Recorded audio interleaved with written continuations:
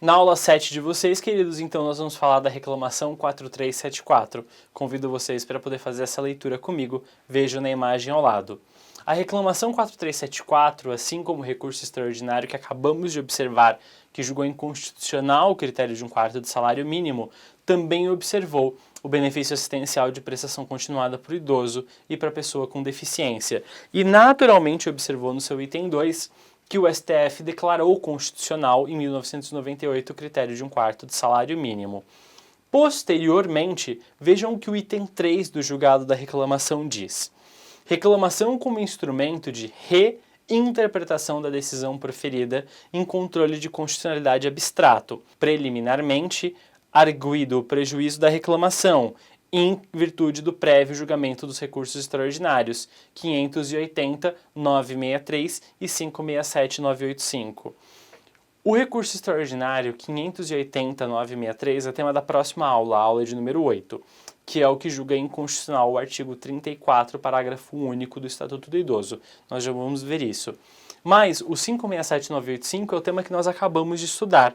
Nesse sentido, o que ocorreu?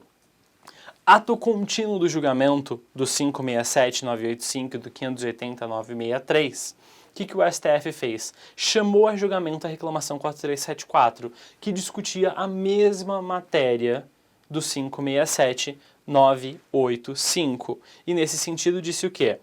Que preliminarmente foi arguido o prejuízo da reclamação, em virtude do prévio julgamento dos dois recursos extraordinários, ou seja, se eu já havia declarado inconstitucional a matéria, eu não precisaria julgar a reclamação que falava sobre o mesmo tema. O tribunal, por maioria de votos, acabou conhecendo da reclamação, então, independentemente do julgamento do recurso extraordinário, o tribunal trouxe para si, o julgamento ainda da reclamação. O STF, nesse sentido, no exercício da competência geral de fiscalizar a compatibilidade formal e material de qualquer ato normativo com a Constituição, pode declarar a inconstitucionalidade incidentalmente de normas tidas como fundamento da decisão ou do ato que é impugnado na reclamação, e nesse sentido de forma incidental, por ser o fiscal e guardião da Constituição, e nesse sentido, o tribunal que garante a compatibilidade das normas infraconstitucionais com a Constituição, pode julgar de forma incidental todas as matérias que ali estão em desacordo com a Constituição quando julga, por exemplo, essa reclamação. E nesse sentido pode julgar o parágrafo 3º do artigo 20 da Lei Orgânica e o artigo 34, parágrafo único do Estatuto do Idoso. É isso que o STF está fazendo, está se declarando competente nesse sentido, reconhecendo o seu poder para poder fazer esse controle constitucional.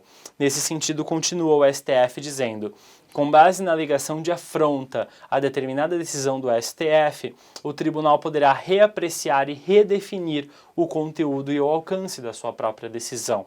E, inclusive, poderá ir além, superando total ou parcialmente a decisão parâmetro da reclamação, se entender que, em virtude da evolução hermenêutica, tal decisão não se coaduna mais com a interpretação atual da Constituição. O que o STF fez foi colocar uma pá de cal, colocar uma pedra, colocar nesse sentido, a sua decisão final de que era competente para ver e rever as matérias que ali estavam sendo julgadas e, inclusive, ao rever e reinterpretar, dar uma decisão diversa da decisão que anteriormente deu em 1998, podendo alterar o seu entendimento e, nesse sentido, reconhecer agora como inconstitucional o que um dia foi constitucional. Nesse sentido, o STF reconheceu que muda o direito, muda a sociedade, muda a interpretação, mudam as condições sociais, jurídicas e econômicas do Estado e da sociedade. E nesse sentido, o tribunal conseguiu acompanhar essa evolução e, mais do que isso, tinha poder para tal, tinha competência para tal, tinha estrutura para tal dentro do seu poder e dentro das suas atribuições constitucionais.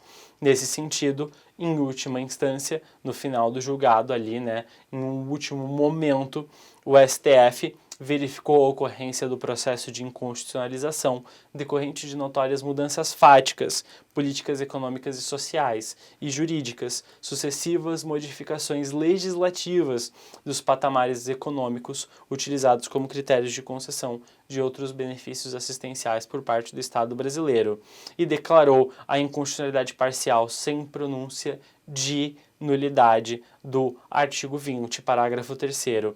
Nesse sentido, qual é o meu convite para vocês dentro desse curso? Discutir que tanto o recurso extraordinário que nós discutimos aqui, de número 567985, assim como a reclamação 4374, ambos reconheceram a inconstitucionalidade do artigo 20, parágrafo 3º da Lei Orgânica da Assistência Social. E como nós veremos já já, o recurso extraordinário 580.963 permite que o STF, inclusive, julgasse o artigo 34, parágrafo único do Estatuto do Idoso, tema que nós vamos observar agora nesse último recorte histórico para encerrar essa condição de constitucionalidade e inconstitucionalidade.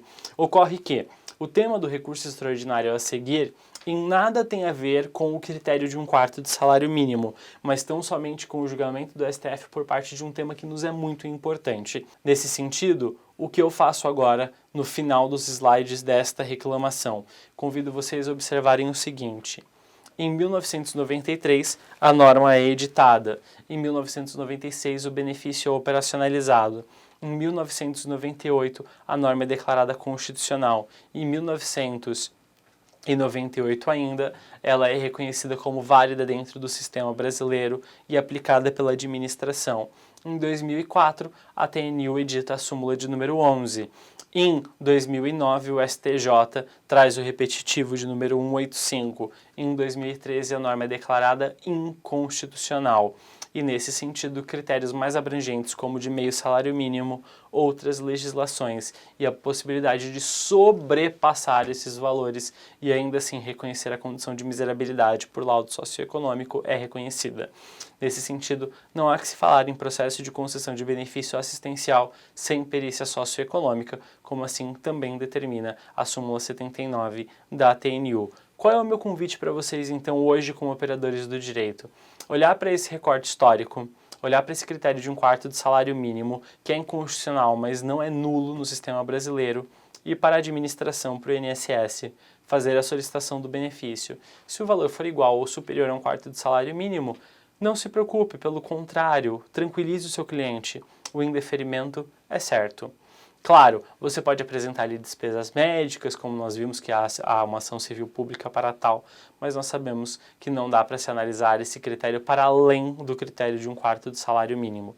Nesse sentido, tranquilize o seu cliente, está dando entrada para receber um indeferimento administrativo, decisão de mérito da administração, fazer então ali o reconhecimento daquela condição, cumprir, né, o interesse nesse sentido determinado pelo STF, de garantir que haja o enfrentamento nesse sentido da matéria para que haja o prévio requerimento administrativo e a decisão de mérito da administração, já fixa a data de entrada do requerimento do benefício, evitando prejuízo econômico e demonstrando as condições fáticas, né, daquela família no momento do requerimento, demonstrando a continuação dessas condições com o passar do tempo a partir do momento do requerimento judicial.